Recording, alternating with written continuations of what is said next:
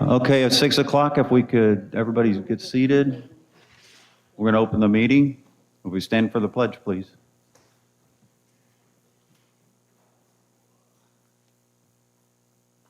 I pledge allegiance to the flag of the United States of America, to the republic for which it stands, one nation, under God, indivisible, with liberty and justice for all.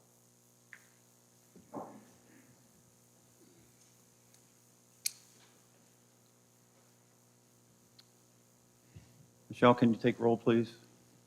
Everyone is present but Josh Porter. Okay, thank you. Has everybody had a chance to review the minutes from last month's meeting? Have any questions about the minutes? Have a motion to approve? I'll motion.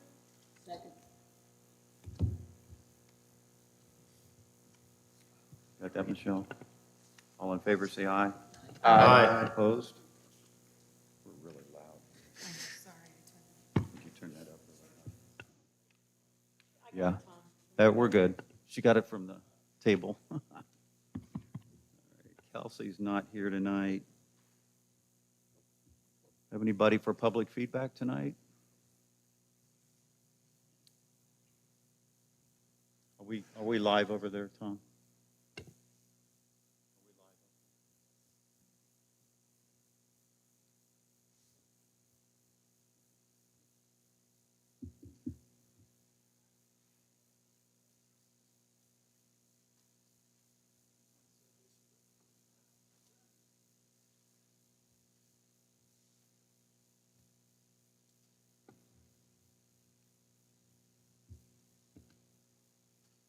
Council members. Mary Howard, 1765. South Galena. Thanks. I'm just asking you to think, as you're preparing for your third reading tonight of the adapting the Galena growth strategy into the comprehensive plan, really think about what you're doing. Consider, is this truly what you want as the future for Galena? Do you want clusters of apartments and townhomes and retail intermixed with single-family homes, all this land that's annexed into the village that will then have to become a city? Is that what you want? You're not just guiding growth, you're reshaping the future of Galena. So I'm just asking you to respectfully consider that choice before you make this vote. Thank you. Thank you, Mary. The mayor's reports on your, should be in front of you. Just real quickly, I just wanted to comment first about the Village Hall closure. We've tried to keep the community up to date on what's been going on, but just to confirm for everybody here, when it was discovered that we had an infestation problem in the building, there was an inspection done who really kind of told us that we did have that problem. We consulted with our solicitor, Ken Molnar, who agreed with us that we should close the building as an abundance of caution. And the Delaware County Health Department was notified. Following that, Tom brought in an environmental scientist so we could do some samplings to determine if the building was safe to occupy. That information came back with, a good report, so that's why we're in the building tonight.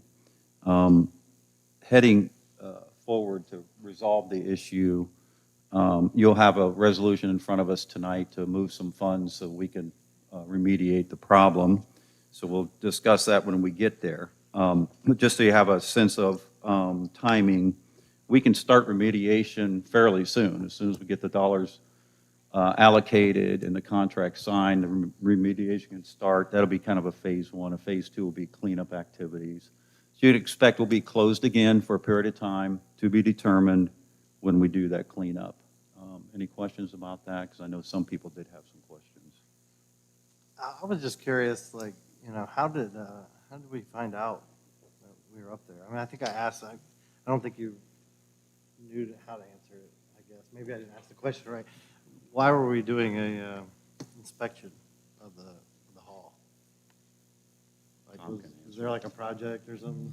We typically inspect facilities on a regular basis. I'm trying to get a maintenance management schedule together, but that's not the reason we inspected the attic, although we should have been inspecting it once a year. We will going forward, we're going to be inspecting our attic once a year because we spotted a couple bats. We saw one on Friday, and it was in the kitchen sink. I was rinsing out my coffee cup and kind of surprised me. I tried not to be scared, look scared. But the ladies heard me kind of scream a little bit. And then we at that point, we called Buckeye Wildlife to come out and do an assessment. I thought we might have a bat problem.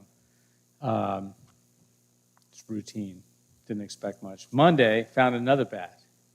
We came in Monday morning, and I think, did you find that one on the stairs down here? And both bats were captured. We tried not to disturb them and be nice to them and release them outside. I hope that's okay. And so at that point, that Monday, we had already had Buckeye Wildlife scheduled to come out that afternoon. They went in the attic, and you could smell the smell when we opened the attic up.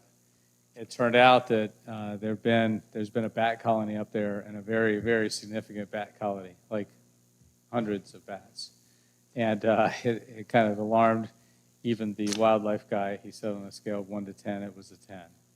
And so I do this kind of work, you know, I'm an environmental engineer and assessed it. I talked to the mayor and Jillian, consulted some environmental specialists, talked to Ken, and determined that the building could be hazardous, but probably wasn't at all, because first of all, there's a lot of layers between the attic and us.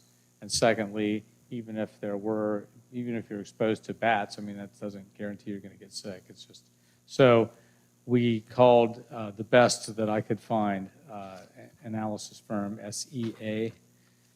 You drive by them on 270, around the north side of 270, and they brought in a specialist that tested for 3 compounds, volatile organic compounds, which could be just any kind of organic contaminant, and then also mold spores, and then specifically for histoplasma fungus spore, which is known to be associated with bat feces. It's actually called guano.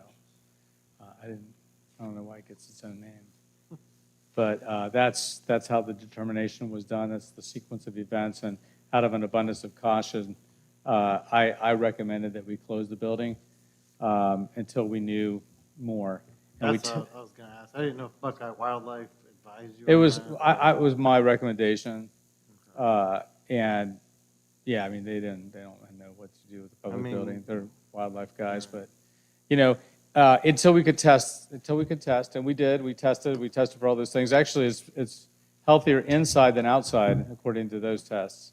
The VOCs were lower in here, but it's safe in the building.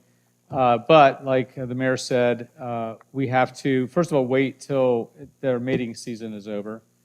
So we don't want to bother them during the mating season. Guess nobody cares about that with humans, but after their mating season, we're allowed to disturb them. So we're going to create an uncomfortable environment in the attic with sound and things like that, and have some one-way doors that they can go out, but they can't come in. And it's going to take probably around a month to evacuate all the bats, to make sure there are no more bats. And that's called the exclusion process. They'll also go around and caulk cracks and crevices and holes and fill any areas where bats could come back in. After we're sure that's done, which I'm estimating will be around the end of August, then we'll start with the restoration process. So the first thing is just vacuum out all the entire attic, vacuum all the old insulation out and everything. And there's a disinfectant fogger that'll be running up there for a couple days. After that, then we'll take an assessment, see if there's any structural damage. There will be some areas that need to be kind of taken out and replaced, and that will happen during September. So I'm expecting there'll be maybe a couple weeks where we might have to close the building, at least intermittently, during a period in September to do the restoration. And then I'd like to have a sample after everything is done to make sure that we're clear. So that's my recommended approach. Right. I guess Ken's not here. I mean, one I would ask him is, would council be involved in those kind of decisions? I think normally maybe since I've been here, maybe we would have called a special meeting or something, but, yeah, anyway. Was the health department called? Did we involve the county? Not really. Somebody called them and asked about it. County Health called me. We had a discussion about it. They said, well, it's, not their jurisdiction, but we did have a nice discussion, and they shared some information that I think we put some stuff on our website that they had on their website. So, Okay. yeah, they agreed that they thought, that's what you do when you discover bat problem. You go through those processes. So I was happy we were able to find somebody, get them out so quickly, get the testing done so quickly. Happy to confirm that it's safe to be in here. So that's good news. And going forward, you'll see legislation tonight about going forward. Thanks, Right. Tom. Thank you, Tom. Quick arrowhead, we're continuing our open hearing on the developer's proposal for Arrowhead on Wednesday night this week, on the 30th, will be our next meeting. The Safety and Security Committee has been working under a grant from MORPC for a Safe Streets audit the entire year. That is wrapping up, so I want to notify everyone that the final deliverable is scheduled for August 28th, 5:30 p.m. right here, to have that readout to us on the Safe Streets audit. Yep.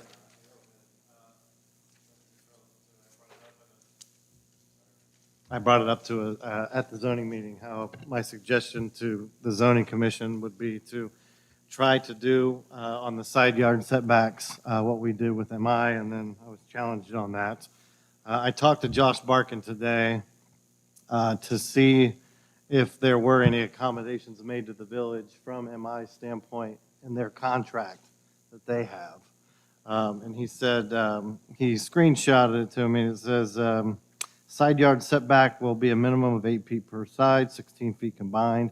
Eaves and overhangs shall be permitted to encroach a maximum of 1 foot into the minimum side yard setback.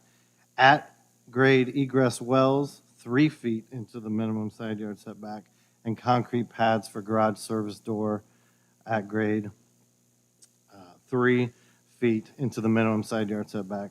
Landscaping outside of lots will be shown on the revised plan. So, yeah, there should be no air conditioning units. He confirmed that with me today on the phone. I can get it in an email if that helps. No fireplaces. They should all be off the back of each house if they have them. If you can So- please send me the email, I'll confer with And let's Romanelli on it. We did get confirmation after you were at the zoning meeting, Mike. We got confirmation from them that stagger, and the setbacks were the right setbacks. 16 for the. feet. You're talking yeah. about MI? No, I'm talking about Okay, well, Romanelli. yeah, okay. Because we did revisit that with them. Uh-huh. So if you could send me the email, then I can just double check that Yeah. that meets. And then you'll What you talk got? to the zoning inspector and make sure that we're keeping an eye on that. Because sometimes the builders on the ground aren't doing exactly everything that's in the contract. I want to make sure that we hold them to that. And Josh Barkin was fine with that. He said, yeah, he's like, I'm surprised that would be in dispute at all because I know that we spent a lot of time on it. So anyway, that's that. Okay, thanks, Mike. Regarding the property at 1792 South Old 3C, we had determined in our last meeting we were going to wait to make further decisions until the annexation was completed. So real quick update on that. Mark Ruffner has completed the plat for that annexation. So now everything can move over to Ken Molnar to put in his documents and what he needs to submit to the county for that approval. So a real quick update on that. Just a couple of quick acknowledgements. Michelle just completed our audit with the outside audit firm, and she got a no exceptions and no findings found, which is a very rare thing, what I understand. So congrats to Michelle for that. Thank you, Michelle. And then July 4th, Mike, thanks for getting the flags out on the squares. Beautiful to see that. And then I want to thank the mayor's wife here, Heidi, for retrieving those flags and get them all cleaned up and ready for storage. So that was a nice event, and I appreciate everybody's input and help on that. And that's all I have, unless anybody has any questions. We'll move on to Jillian, Council President report. Yeah, thanks. The one item, I just want to thank council for approving the funds to participate in the firework and in the parade. I got a lot of feedback. Kathy and I both worked the parade. The mayor was in it, and then we also worked the evening of the fireworks. But it was just nice seeing Galena be more active in the community event. So I appreciate all of you guys for doing that. And that's all for me. Okay, thank you, Jillian. Tom? Mostly bat things, but I think you're going to hear about that later. I did want to talk to you about Harrison Street. We received the OPWC grant, which is fantastic. So we're working through that. Michelle is spending a lot of time trying to work through all those financials, making sure we're set up to receive that grant. I'm really excited because we had 2 qualified firms submit for our design build project. And they're really good firms, and they're both really qualified. They came here today for the walkthrough. So the project's going according to schedule very well. We should be moving along. It's going to be a big project for the village, so it'll be a major improvement. The other thing I wanted to mention was the speed tables. This is a more complicated project than it seems on the surface. The speed table is easy to install. It's the interface with the speed table and the sidewalk and other things that make it complicated. We think we have that worked out. We need to install concrete kind of receiving pads, ADA pads, with the dimple pad on there, the directional pad. We need to install those on either side of the speed table before we install the speed table. So we've made arrangements to have that work done, and the decker is on deck for the speed tables. They said whenever the sidewalk work is done, they can be here within short notice. So it's a matter of weather and scheduling and getting our concrete sidewalks done, which that will control the timing on that project. So that's about it. Thank you, Tom. On the speed tables, do you still have a window of July, August, or where are you at, do you know? I'm thinking mid-August. We have a contract. We're getting quotes from a second concrete contractor right now. So we have one quote. We want to get a second quote, and then we can move forward with the concrete work, and then we can do the speed table work. So yeah, I think that can all happen in a couple weeks. So the concrete work goes first. Yeah. You're going to do Walnut Street and the square? Mm-hmm.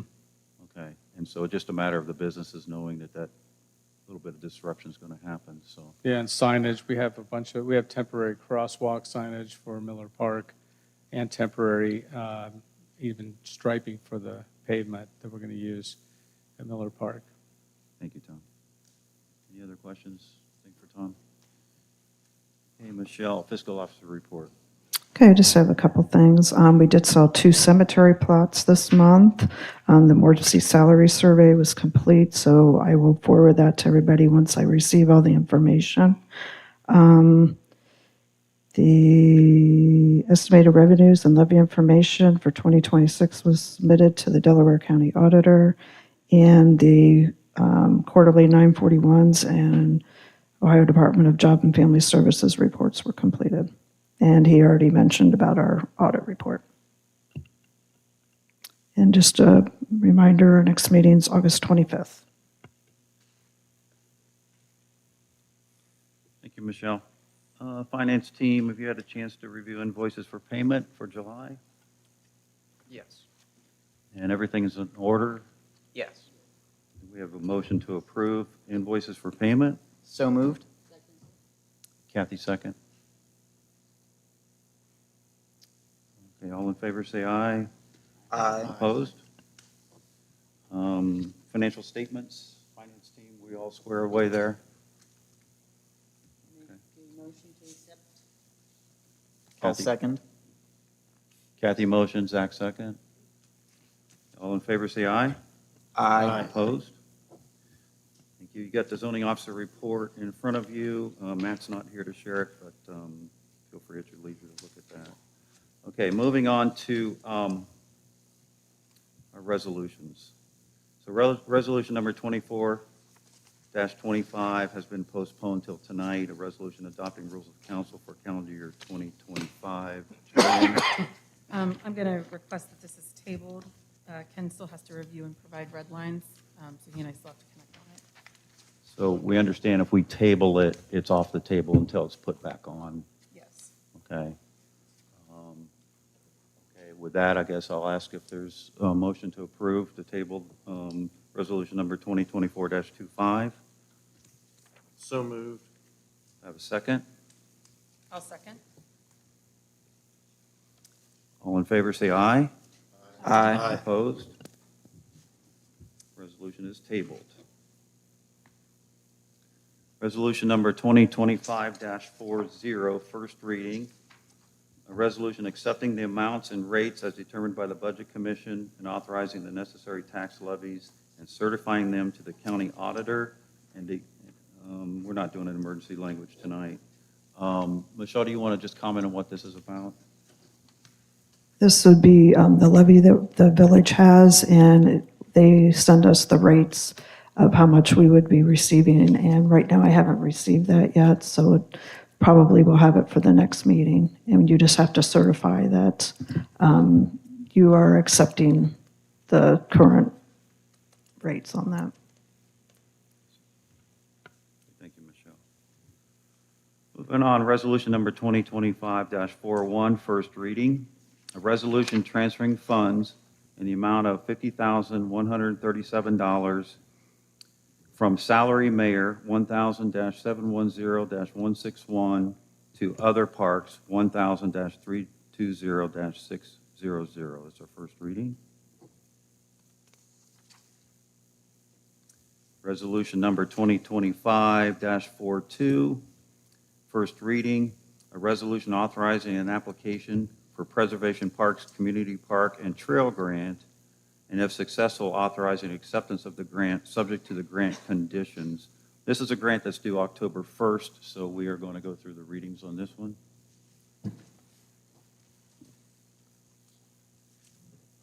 Okay. Resolution number 2025-43, first reading emergency. A resolution authorizing expenditures and loan agreement with the Director of the Ohio Public Works Commission for the project known as Harrison High and Church Street improvements and declaring an emergency. Michelle, you want to comment on this, please? Yeah, this is kind of a cleanup legislation that Ken, once he looked through the actual contract for us, he did see a few things where Tom needed to sign as the administrator, and I also needed to sign as the fiscal officer, because there is a promissory note for the $25,000 that was included when they did the application, so he just wanted to make sure everything was covered, so he came up with this legislation. So we do need to pass this tonight so we can continue moving on the Harrison Street project. Any questions? Because I'm going to ask us to suspend the rules, okay? No questions? Do I have a motion to suspend the rules? I'll motion. Have a second? I'll second. Michelle, when you're ready. Mike? Yes. Josh? Yes. Jillian? Yes. Kathy? Zach? Pete? Yes. Thank you. Do I have a motion to approve resolution number 2025-43? I'll motion. I'll second. Pete, second. When you're ready, Michelle. Josh? Jillian? Yes. Kathy? Zach? Pete? Yes. Mike? Yes. Thank you all. Resolution number 2025-44, first reading emergency. A village council resolution requesting that Galena, Ohio village administrator pursue fiscal year 23 exceptional cemetery maintenance funding to be made available by the Ohio Department of Commerce and declaring an emergency. This is the bi-yearly cemetery grant. They opened this thing up July 1st with a requirement to respond by July 31st. So if we want to play in this grant, we have to pass it tonight. I'll be asking to suspend the rules. Do I have a motion to No, of suspend the course, rules? this is every other year. Yes. We were honored, we got the grant 2 years ago, skipped last year, so we want to go forward again this year. Thank you, Kathy. Do I have a motion to suspend the rules? Have a second? I'll second. Zach, second? There's a tie. Kathy first, Zach second. When you're ready. Jillian, Yes. Kathy, Zach, Pete, Yes. Mike, Yes. Josh. Thank you all. Do we have a motion to approve resolution number 2025-44? I'll motion.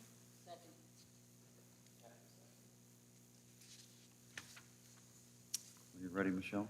Kathy, Zach, Pete, Yes. Mike, Yes. Josh, Yes. and Jillian. Yes. Thank you. Resolution number 2025-45, first reading emergency, a resolution authorizing an increase in the budget in the amount of $80,000 for the purpose of increasing appropriation in the general fund for unexpected bat remediation at the Galena Village Hall and declaring an emergency. Some of the timing on this, just so you know, Michelle has to get this approved by the Delaware County Auditor. They only meet once a month, so I will ask to suspend the rules if we have a motion. And just for clarity, these funds are being moved from our emergency fund. Correct. Right. Yes. Okay. I'll motion. I'll second.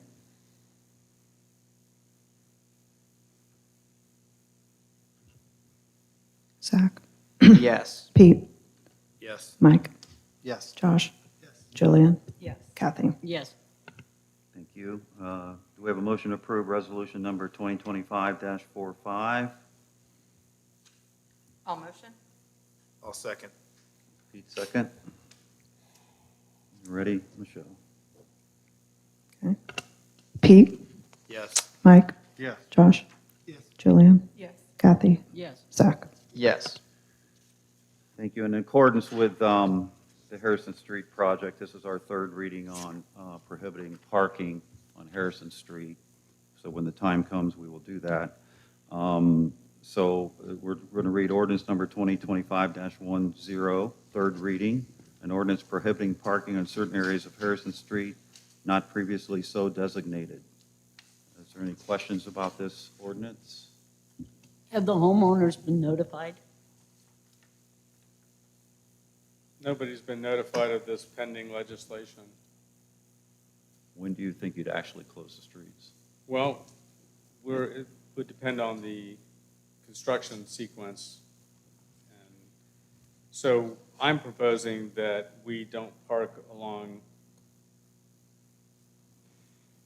Harrison Street, period. And with that said, we've got to send that And- out to the community.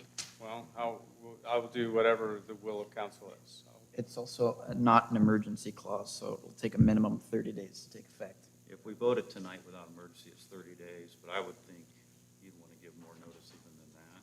I would think 60-day notice would be my view of that. Yes, I've looked over, I don't know where some people are gonna park. If you look at their yard, their house, their yard, their drive, There's the same issue on Walnut. And remember the on-street parking, how bad that was on Walnut? When we resurfaced that and put no parking in. They really clean up the area. Yeah, I mean, a best practice would be to flag, periodically every 150, 250 feet with a paper sign saying that, hey, effective this date, enforcement date starting, and then that's public notice. If you have a sign in your yard saying that Good point, Pete. Thanks, Pete. sorry for making more work, man. there's just a couple people you could tell have a business. And all their truck, trailers, everything are parked there. And without that, boy, I don't know where they're going to put them. So sooner we let them know, the better. So you think 60 days is reasonable with Pete's recommendation? Yeah, I think so. I would have hoped we already would have,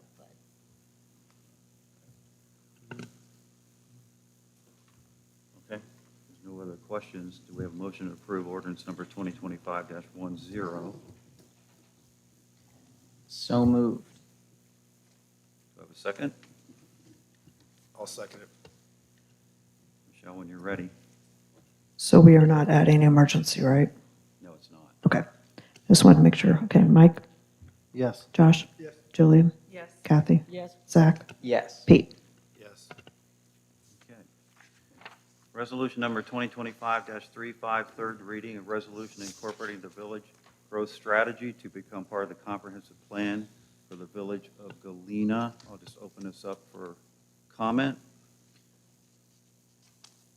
I think that we should postpone it. I'll echo what Mary said. I think this is a big decision for this village. I personally don't feel that most of the residents understand the implications of what is in this growth strategy. I'm more than happy to discuss the suggested changes that I made last month. Hoping for that discussion. I think that could take tonight, another month, whatever. I think that we should discuss this as a village.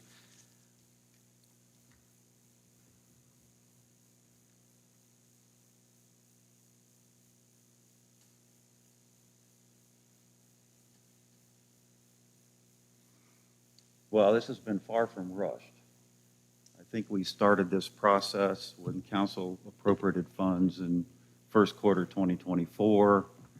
We established a committee to do a selection process with the consultants.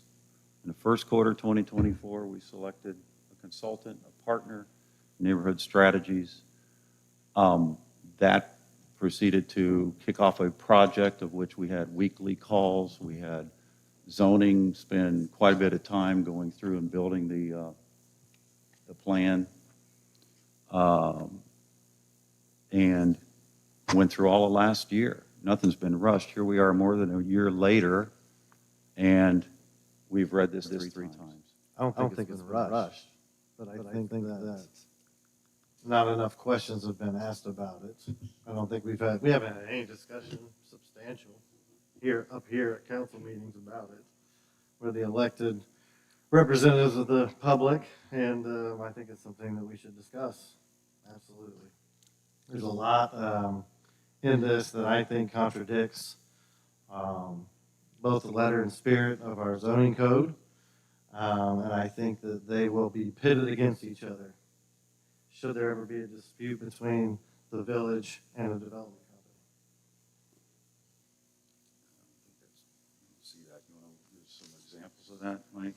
I think that, again, I think I've discussed this several times when we did lightly discuss it, or at least briefly, promoting middle housing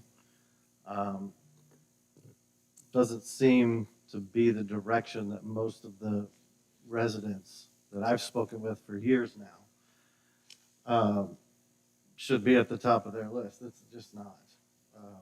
Survey 2020, over 80% wanted to keep the village quaint. Middle housing, as Mr. Leonard described, it includes an Evans Farm style community, not much different from what was proposed under Champion in 2019. And I just don't see the residents getting behind it.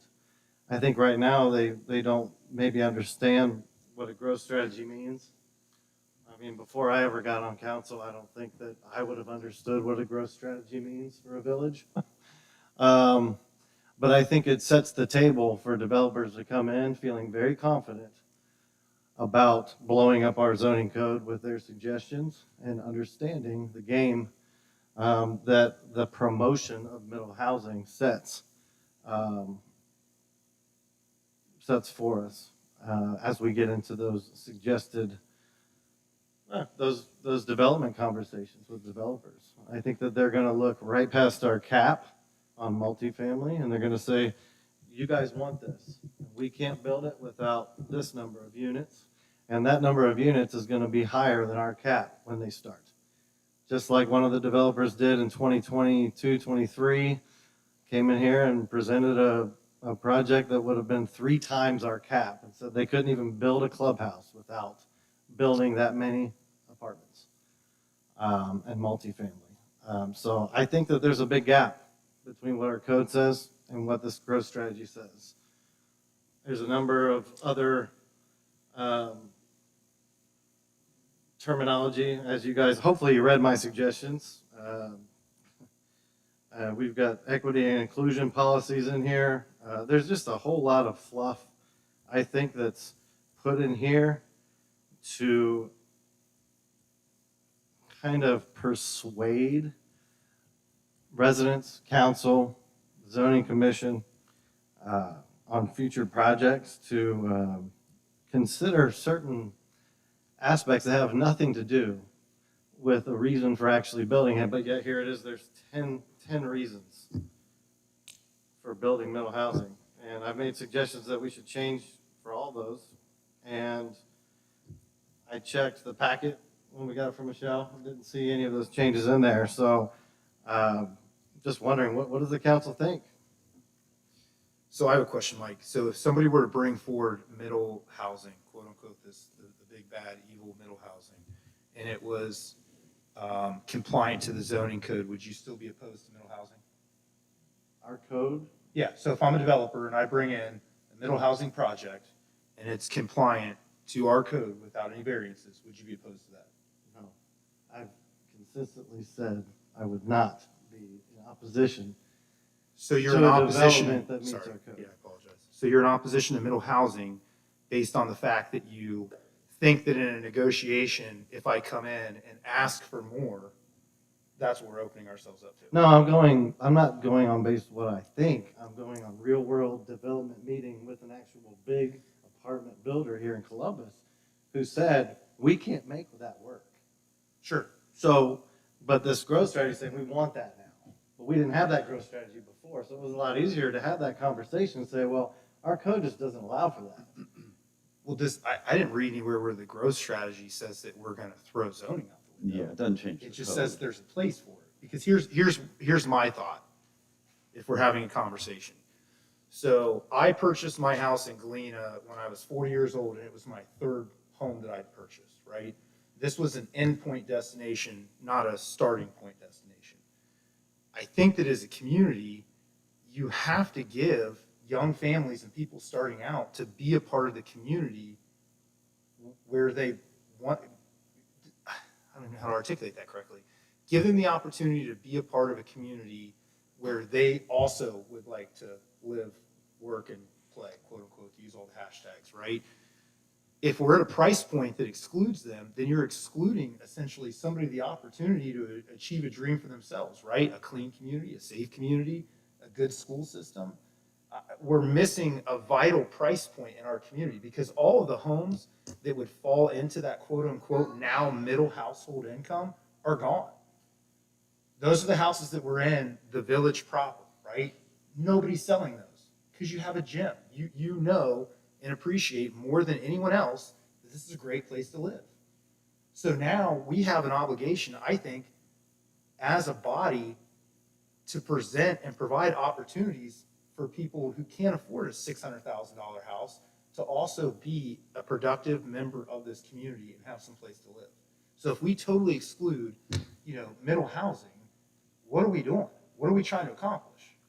Well, first off, I didn't say we should exclude all middle housing. It's in our code that we accept forms of middle housing. Never said that. What I've said is we should not be promoting it. This whole growth strategy is, in my opinion, an advertisement for middle housing. I don't see much discussion about, where's the 10 reasons we should have more single-family homes? You're talking about something I think is a greater conversation in the political landscape. I would challenge that, though. The assertion that we have some kind of innate responsibility to, beyond our residents' opinions, who elected us, to future residents, possible residents, that we owe them something in how we write the ordinances for our zoning code and we plan in our growth strategy and comprehensive plan. fundamentally disagree with that as a philosophy. I mean, we have rural areas in this country, we've got urban, we've got mixed, we've got suburban. It is my opinion that there is a place for all of that to exist in our country. And what I see in this growth strategy is let's do it like everybody else. Because everybody else is doing it, let's validate it. And here's 10 reasons why. So people can't drive cars, they shouldn't be driving cars, it's gonna save the planet from climate change. I don't really understand a lot of the reasons for why this is being sold to us. And so I would just challenge that assertion. I don't agree that we owe it to the world to say, hey, we want to give you guys a lower price point so that you can be part of our community. I welcome anybody who spends the time, like you spent your career getting to this place. What is it, you said it was your fourth home? I mean, that's an achievement. That's what America's about. You work your way up. That's what I'm going to be telling my son. You know, there's apartments that are plenty in Sudbury and over by the freeway. There are plenty for our kids to be able to rent out. But I'm going to tell my son, you want to buy a home here? Yeah, I bought mine for what, $240. You know, good for us. That was years ago, 2016. And if it costs you $650 in 5 or 10 years, then so be it. I don't have a problem with that line of thinking. So I just want to, this is a planning document. It does not supersede, it does not replace zoning code. Our zoning code is the Bible, it is our law, it is what we live by, is what we make decisions off of. So I just don't want people to be confused by that, okay? With this discussion, I guess the Arrowhead project as proposed would not be acceptable. No, I didn't say Because wasn't. it does meet the context of middle housing. It does. Okay, we do agree on that. It does. We don't need a growth strategy to approve the Arrowhead project, though. That's the point. In fact, those negotiations, as you know, you and I sat down with them early on last year, well before we even discussed changing our growth strategy. I don't think that we need to be. Mike, I have to ask, where have you been? Because you voted to hire the consultant. You're on the committee to select a consultant. You're on zoning and invited to every weekly meeting, right? And it was built, and you didn't attend most of them. I'm not on zoning anymore. And then you were zoning all last year when the thing was developed. It hasn't changed since you left zoning. What hasn't changed? The growth strategy, it's basically was delivered in January. So, I wasn't on zoning in January. but you were part of the process of building the whole. Yeah, I know. document. Just because. So why somebody's- now, Sure. at the last hour, did you disagree with the whole thing? Well, this isn't the last hour. I made my This is the suggestions last hour. a month ago. I have had conversations with you throughout the last year about things that I think that we should have in our growth strategy. I'm more than happy to make a list of those and provide those to the public if that's what you'd like. But I've been saying a lot of these same things to you for the last year. So to pretend that I'm not anywhere, I think is disingenuous and unbecoming. to be honest. Fingerprints on it, my friend. The land use portion of this strategy, if you will, this planning document, is the core of it. Why did you ignore Land me? use is, according to the zoning team, there's 3 basic elements of the land use strategy in here. It's residential, mixed-use residential, and open space. That's it. That's all it is. All these other things that are flying around and all these other things just aren't even in there, not in there. What's flying around that's not in there? Well, things like postcards being sent to residents. What? You know what? You seem to not want to discuss this. You like to put a zinger out there. I'm here So, right Mike- now, ready Mike, to you discuss say it, Jeff. You would like to have, I read your document several times. Oh, good. You say you'd like to have a moratorium on annexation. Can you tell us how that would work? For a short time, yeah, I think so. What's I'm not the in a time? hurry. That's What's why. the time?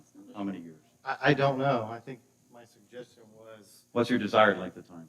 You said a minimum of 2 years. yeah, a minimum of 2 years. What Yeah. should it really be? Huh? What should it be? I don't know. I'm just saying we should start at 2. I like to discuss things before I just say, hey, it should be With 4 this- years and 3 months, Jeff. So if we do a moratorium, Uh-huh. does that limit the village's I don't know what- self-determination? there's nowhere to build, outside of Arrowhead, what land are you guys talking about? Inside the actual borders of the village where we can even build this kind of middle housing project, please. So how does the Educate. annexation work, I'm asking? Annexation, The non-annexation moratorium, how does that work?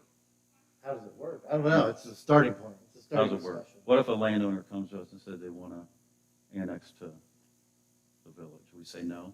No, I didn't say that. In fact, I put a provision in there if you'll give me some time to. You said 5 acres would be fine, but Yeah, that's nothing outside of 5 acres. See, that proves I've read it. Yeah, no, that's good. I'm glad you read it, and I'm glad we're discussing it. Yeah. And I'm glad that you're really trying to paint me into a corner here. No, you I would wrote like it. to discuss that. It could be 3 acres, could be 10. I don't know. That was an example that I was giving for my point. So if the So- landowner comes to the village, then what would be the criteria to say yes or no? I don't know. That would be a discussion that council would have. What if it's Black Hawk? What if it's Black Hawk? Is that a moratorium? That's on that? something that, yeah, I think that we should pause on. Yeah, why not? I So mean, don't. seriously. No, because Right. look, that's not the village. That's not the village. Our Okay. code's for the village, right? Does the code extend beyond the borders of this village? Anybody? Either Tom? No, it doesn't. But you want to provide, This is you want to right- provide sewer according to your thing, so how does that work? You provide sewer but no annexation, and how does that benefit Yeah, the because village? the way that How's that this benefit the growth village? strategy and this overall strategy for going beyond the borders with our sewer is that we want to come into partnership. The reason why I said that we should put a moratorium on annexation is it would actually put letter and ink on the paper that says we actually plan to do that. We want a partnership with you. We don't want to annex. So when a developer comes into a field in Berkshire and says, well, hey, I want to buy this land, I want to build X. Berkshire, because they have a tougher code than ours, says, we don't want to do that. And then what happens? Are we going to go into partnership with Berkshire and build what they want according to their zoning code? Or are we going to try to annex that land or tell the developer who owns the land now, go ahead, annex into us, we'll build it for you. What I'm saying is, hey, why don't we do things in good faith, which is sometimes a very foreign concept. Good faith, say, we want to do a partnership with you and do that partnership. We'll Say- provide our sewers, but your code's going to, and we're not going to threaten you with annexation at all. That's don't- what you know we're already doing. That's what you're doing. So why not just say, we're not going to do that then? Take it completely off the table. Let's do a moratorium on annexing that. So if we tell them in advance, we're never going to annex them. I didn't say never. I said we should have a moratorium for a short period of time. Okay, so let's just use the 2 years then that's in here. Sure. So then for the next 2 years, why would they even acknowledge we exist? Because they now know we are no longer a threat to them in terms of What annexation. happens if Mike DeWine signs the 208 plan? It says that the village has first right of refusal on putting the sewer out there. Okay, if Berkshire never wants to put in a sewer, Berkshire's not putting in the sewer, they would use the county, which is what they use. So, question, what happens if So we're if the they- only ones who are allowed to bring the sewers out? if they never want to put What's in their a option? sewer at their What's their option, properties, Zach? then it doesn't matter what we want. They've got to come to us. So if they never want sewer on their property, then it doesn't matter if the 208 plan's enacted or not. It doesn't matter if it's enacted. What I'm saying is that a lot of the conversations that I've had in the last year around this 208 plan and expanding our sewers again, which I've been advised from other people who serve in Delaware County in office that said, you're going to be chasing your tail on that plan, just like we have for the 5 years I've been on council, in debt. But Mike, you say in the moratorium you want to provide sewer. I don't know. Well, I'm no. not getting it. You don't That's have what you to. wrote. Do you have to annex in order to provide sewer? No. Well, we've known that for a long time. Right. You're I'm not saying we should do a You're saying moratorium. we should do a moratorium and provide sewer, right? That's what you said. I said we should do a moratorium on the annexation part. But we should provide sewer without annexation. Isn't that what you said What we do we- want to do? We What do want to we do a get, JED. what do we get in return? Go ahead. You said finish. you want What do, single-family homes first, which is good. right? Yeah. So you do a non-annexation, you provide sewer, how do you enforce that? Huh? How does that get enforced? What do you mean? How does That's a what pretty get? simple question. How do you enforce a single-family home first if you have no seat at the table? That's what I'm saying. If we wanted to annex, we should be doing it for single-family home developments. That's what I'm saying. We should do a moratorium. Let Berkshire decide then. It's their land. You're saying you want to do a partnership with it. Honor that. That's all I'm saying. That's the whole idea behind the moratorium. Was to say, we're going to honor our neighbor's zoning code. We're not going to do what Sunbury's doing, coming in and threatening the annexation and all that. We're not going to be in that game. If you disagree with it, that's fine. Just tell everybody that you disagree with it. But that's why I said that. Yeah, I think you're, let me read you something that came last week. You mentioned that the township zoning is more strict than our zoning. Here's a letter from a developer we got last week, an email. They're looking at a piece of property outside the village. Where at? I'll tell you afterward. Additionally, I was wondering if this site would be able to receive service for sewer if it's not annexed into Galena and remains in Berkshire Township. Obviously, the village would still receive tap fees, but the zoning in the township would be preferential to get the density we'd ideally like to be looking for. So it goes against what you just said. He wants the, which density do they want? Berkshire's density. They want Berkshire's density. Yeah, where the apartments are going. What are they like- Where the high density stuff is happening. Oh, over by 71. Is that what you're saying? I'm We saying- know that Berkshire has I'm had. saying a developer Sure, notices that in the code sure. and sees the difference in our code. We live by our code. Yeah, we talk about divergences when the developers come in, but our code is primary. That's what we live off of. That's what we make decisions off of, right? And this developer knows the difference between our code and the township code. Okay, so now where was it? Huh? What? What township was it? You said you'll tell me after. I said, I read it. It's Berkshire. Township. Okay.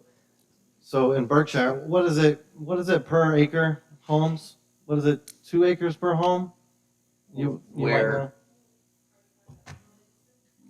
Berkshire, just in general, what is their zoning code on single-family homes? I mean, it's probably in that 2 acres per home, I think is what the last conversation I had with somebody. That's way less per acre than ours. This is the same consultant that we hired. Yeah, I know.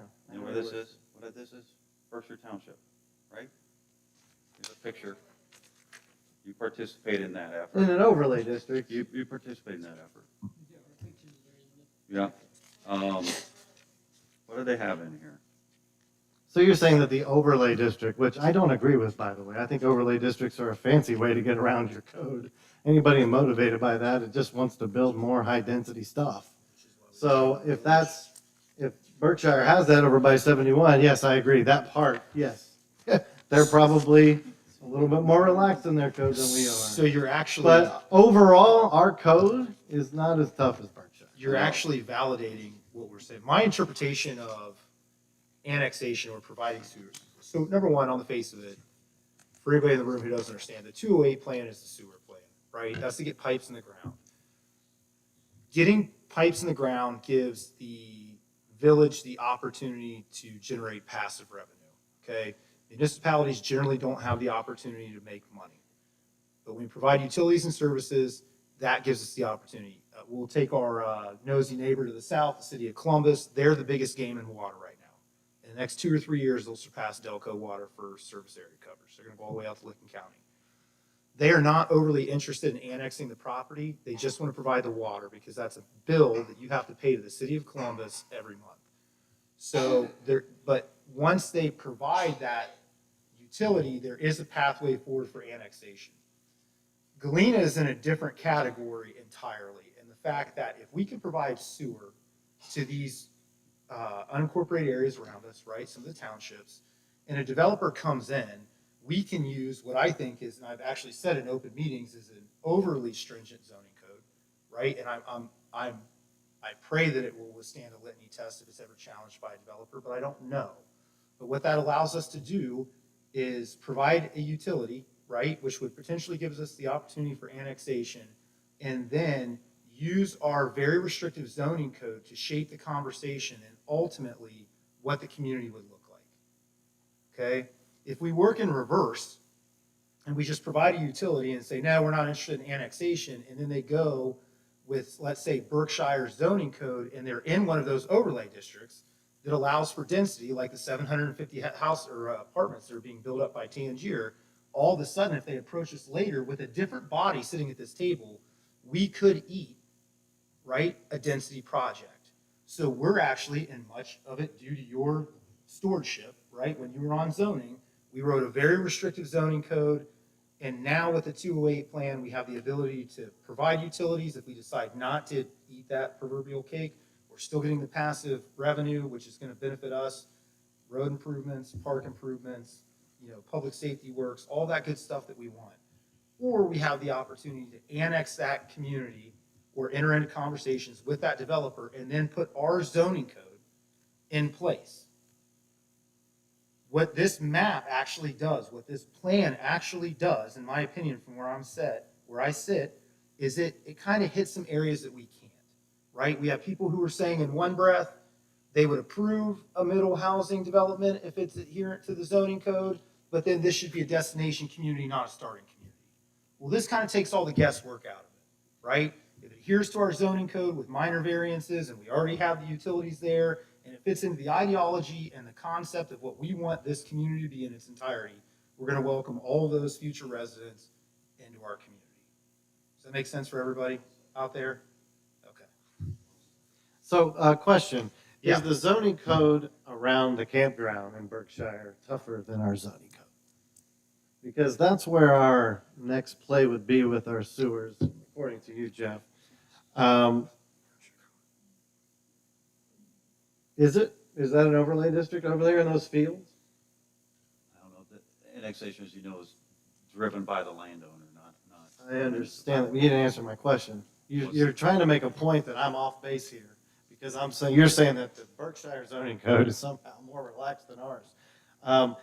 The fields that border the campground and your development, do those have a tougher zoning code or or a lazier zoning code than ours, or an easier zoning code than ours? I didn't say the developer said it. Oh, okay. That's what I read. All right. So The developer. I don't think that we're not annexing out by 71, folks. We don't even have contiguous land there. So that's not the conversation that I was trying to have but here. what I'm saying is I like the zoning code that you wrote, and I would Thank you. trust that up against everything else. I appreciate So if a developer is going to build housing, I want to use the bricks that you and Allison laid when you rewrote that zoning code. That's the one that I want, because that's why I'm sitting in this chair. I think that's why we're all sitting in this chair. We want to keep this community the way that it is. With the 208 plan and with this development plan and with our zoning code, that is going to give us the ability to shape this community into what we want it to be long term. I want Friday nights to be hopping on the square.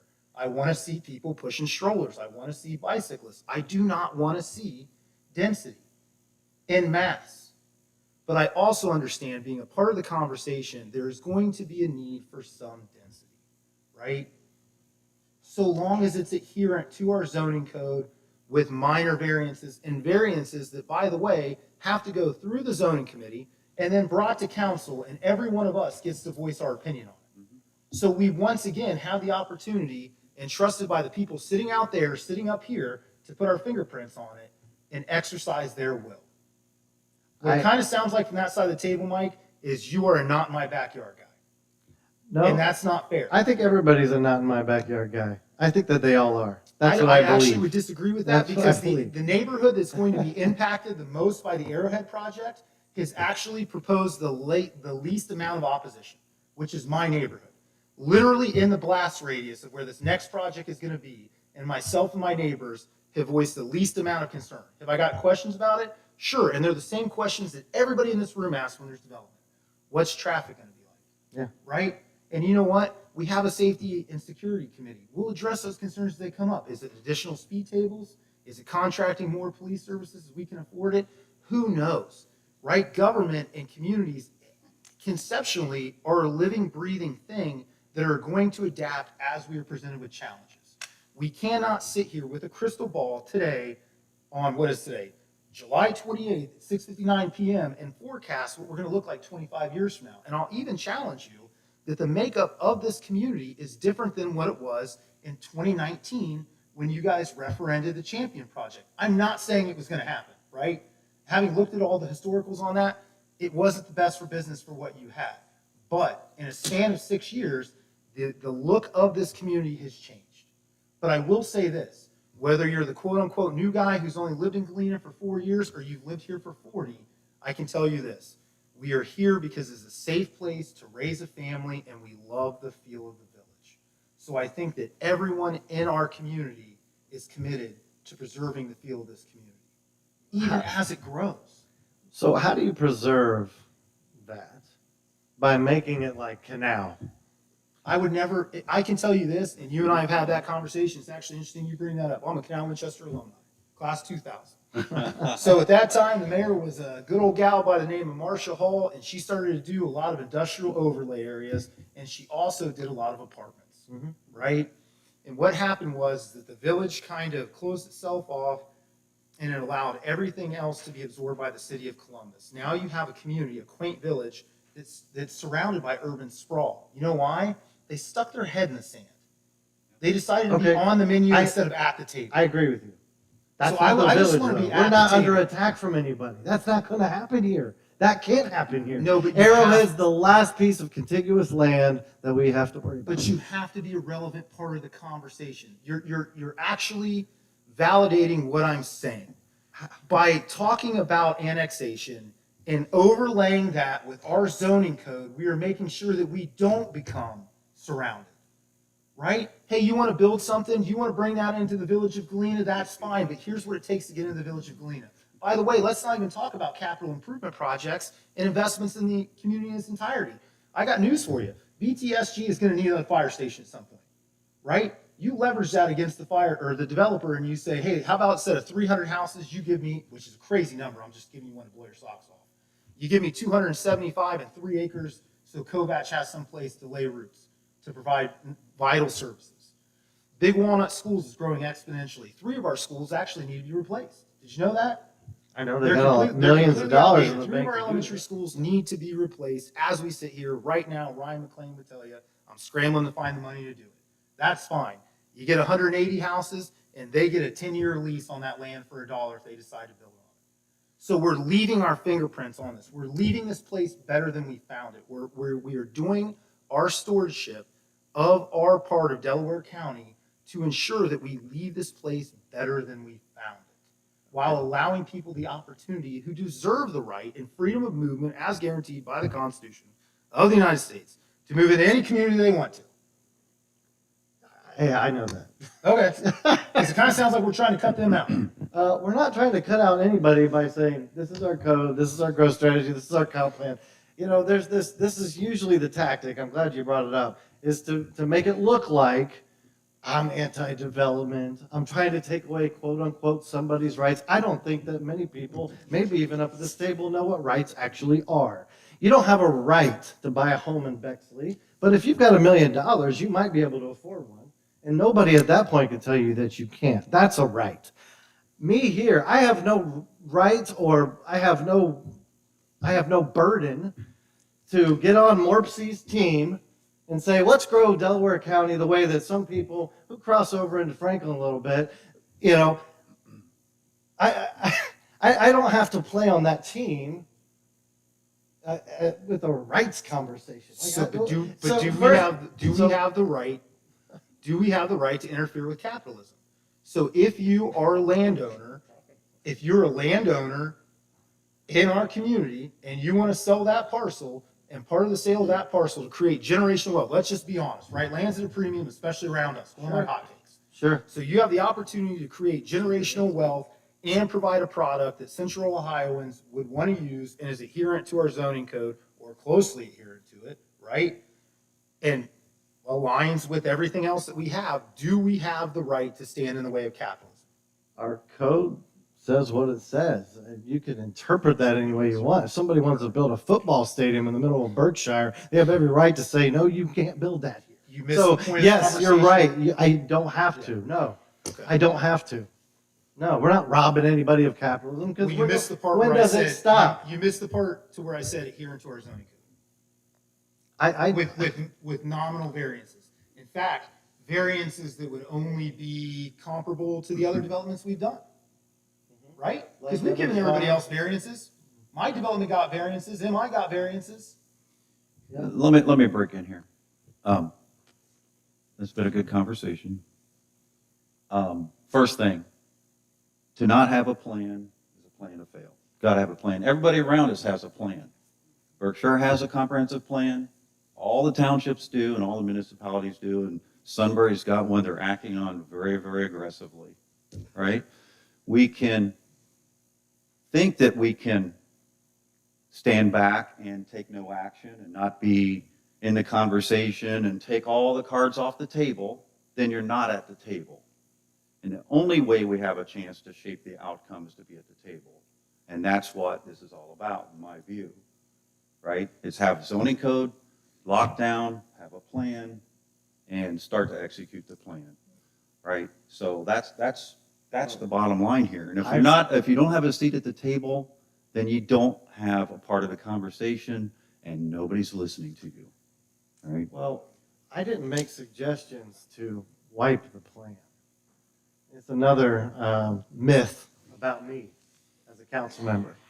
I think we need a growth strategy and we need a comprehensive plan. I've said that privately and publicly enough times than for somebody to imply that I don't.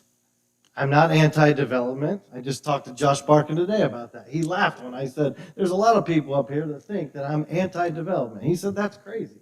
I'm like, yeah, I know, because you and I had conversations as a vice president of land acquisition for one of the biggest single-family home builders in Columbus, Ohio, about a plan that builds 353 homes right here in this village. Okay? So these myths are designed as a way to make it look like the suggestions that I'm making are really coming from a place that is disingenuous. And that's not fair, and it's not true. Okay? So I never said that we shouldn't have a plan. What I'm saying is that we should be promoting single-family homes first. And sometime down the list, we can talk about adding multifamily, which is what the cap implies in our code. But this thing here is, hey, let's build this stuff everywhere. Hey, Jim, what would you characterize Evans Farm as? Is that a high-rise apartment building? I just took pictures of it the other day. It looks pretty high-rise to me.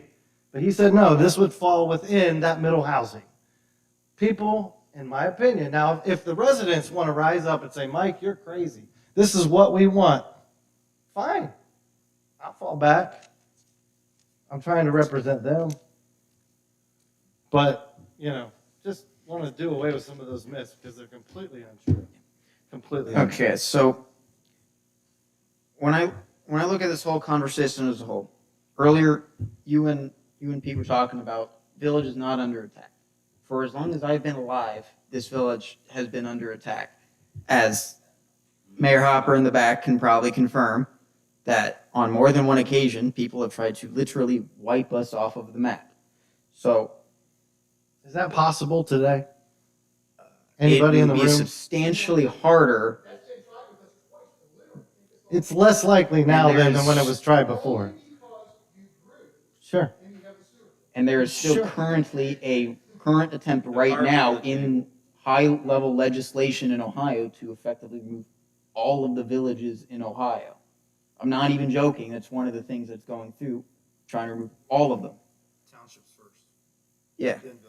They're Because going after the townships with the 208 plan because the county has an innate well, I wouldn't call it a responsibility, but they've got an incentive to preserve the townships, and the 208 plan puts Kills those the under attack.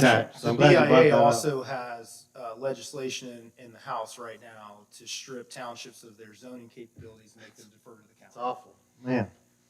So, There's a lot yeah, going on. there's a lot of moving parts here. And some lot of of us are moving looking parts. at it from a 30,000-foot The view. last thing you want is not to be at the table.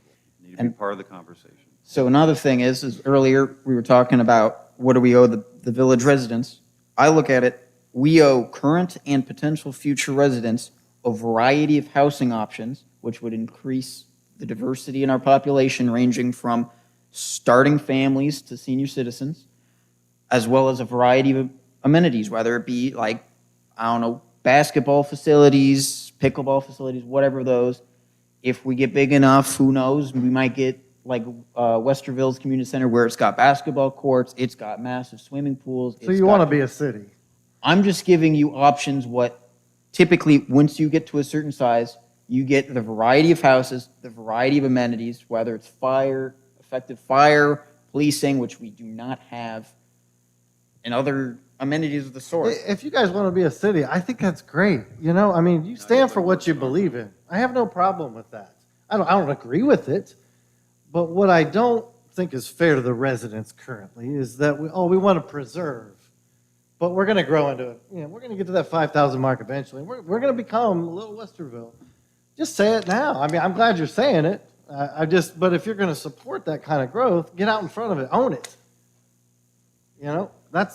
That would be my request.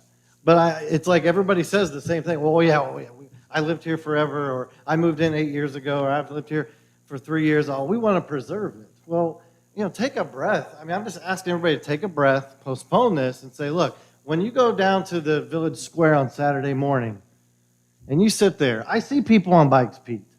I see strollers. I see people enjoying our village. I see happy people. Okay? What are we striving for? Eventually, you get to a place where more of that, especially down by the square, is going to be so congested. It's gone. That's gone. There's no more take a breath. It's panting. This is my whole point, Mike. How do you stop it? What do you mean, how do you stop what? The growth is coming, right? You think you're going to stop the growth? I'm not trying to stop. You just growth. said See, that again, we're going to have that's another the myth square. that The gets- square is going to get overpopulated. Didn't you just say something like that? What I said was we're landlocked in the village, Jeff. We're not going outside. Do I think that we can stop growth inside the border eventually? Yeah. I mean, do you guys just want to build until we're all on top of each other? I mean, you want to be No. Clintonville? See, now You wanna- you're doing. No. Yeah. Seriously, you're the one No, that's implying. I just asked a question. Can you stop the development that's going to happen in the townships around us? Can you stop I it? can't stop the development Okay. of the township. So then our strategy then, according to your write-up, is we pull off annexation off the table. Yeah. We provide sewer to help with that growth, and we have no seat at the table. Congratulations, you just got what you didn't want. We have a seat at the table. We have the sewer. Okay. And So, so, wait. We have a seat at the table without having to annex it, folks. Residents, if you watch this, we have a seat at the table. So it's being implied that I don't want a seat at the table. That's false. I want a seat at the table. I just don't think that we should be aggressively looking to annex like Sunbury is. No one's looking to No, we aggressively annex. We don't- Who's aggressively looking to annex? I guess that's the question. That's Do you know what my about some- suggested changes Do are you know about. about Just some making development that I don't know? You know how the process even works. Go ahead. Okay, Jack has yeah. a couple more points. yeah. And so Did you approve those points, Kath? when I look at your changes for this, I look at it as if I was a potential person coming in. Without this middle type of housing or middle type of houses, I can't afford to live here. Like we got the large single family homes coming in, the new ones coming in at starting price 800,000. Until the foreseeable future, I will never be able to afford that. And I don't want to be like Pete who jumps from Kind of want to be like me, just not in that. but not in this sense. I want to have my first home here if possible. I don't want to wait. I'm who knows, sorry, 20 Zach. years, When years Pete yet. brought up capitalism earlier. That's just the way it works, Yeah. brother. I'm sorry. You don't get to. That's socialism is what you want. You want to skip all those steps. But- all right, go ahead. But if we get the smaller houses or even rentals or anything, I can move in here as my first home. That way I won't effectively have to live in my dad's basement to be a village resident. You mean like a town? Hey, I never wanted to live in Westerville. I went to Otterbein, loved Westerville, loved it. We got 1,000 square foot home, man. I mean, it was all right. We made it our own. You know, But- I didn't get to live out by my parents because the land was going up in value, folks. But it's just the way it this- works. And by the way, here's a bonus. I don't want to cut you off. 5 minutes down the road, you are going to have so many options for apartments to rent. I mean, more, yeah, in Berkshire that's not contiguous with the village. It's not funny because it's Our current plan, though, would stupid. make me a lifelong resident, be completely incapable of living here for who knows how many decades. I look at this as we should be able to allow the people who currently live here's kids to be able to afford housing, which, I mean, I might be able to get one of these smaller, older houses that would basically be a demo and replace for like 400,000. We have a little red maintenance building. Yeah, we got a little man. So, There's a barn, real nice barn. You ever Like- been to barn dominium? I mean, we've got a residential standard barn in on our property, thanks to the county. But then on top of that, if I did want to buy one of these older houses and replace them, well, our zoning code is extremely restrictive on how we want to go about this process, about rebuilding the house. So, well, certain things have moved forward. We've got a bubble and an LA-style Yeah. home in this village. I mean, I would like to actually beef that up a little bit without becoming a historical district, like I said last July or June, whatever it is we But had that. when you do stuff yeah. like that, making properties less usable, it increases the price or rapidly plummets it.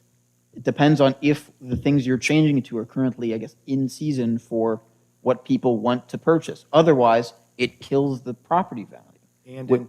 And in tune with listening to the residents of those proposed historical districts were vehemently opposed Yeah. to being an historical district. Right, So we were getting ready to force our will, right? No, I didn't, that's why I didn't want it. I was like, they showed up here, they told us, we don't want to be a historical district. And my suggestion was, why don't we just add a couple of things to our code, folks? We can do that anytime we want.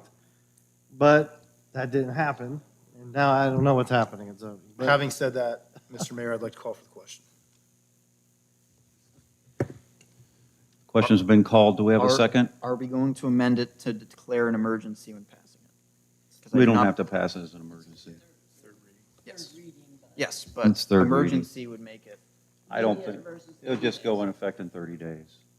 because it would prevent it from being referendum. So not one suggested change. You didn't like any of them? You read them a lot, you said, so Did he get Jeff? Ken's? do you advise council to make any, not one?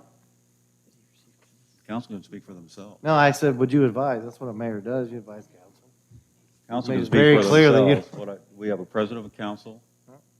We can speak for ourselves. Yeah, sure. Yeah. Jeff, has Mike seen this? No, no, no. Okay. We have a call the question on the table. Do I have a second? All second? Michelle, you want to take a roll on that? Pete, Yes. Zach, Yes. Kathy, Yes. Jillian, Yes. Josh, No. Mike. No. Resolution number 2025-35, do we have a motion to approve? I'll make the motion. Have a second? I'll second. Michelle, when you're ready. Pete, Yes. Zach, Yes. Kathy, Yes. Jillian, Yes. Josh, No. Mike. No.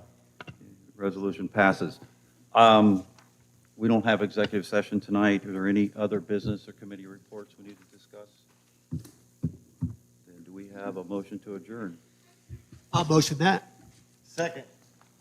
All in favor for adjournment, say aye. Aye. Aye. Opposed? Meeting adjourned at, was it 7:20?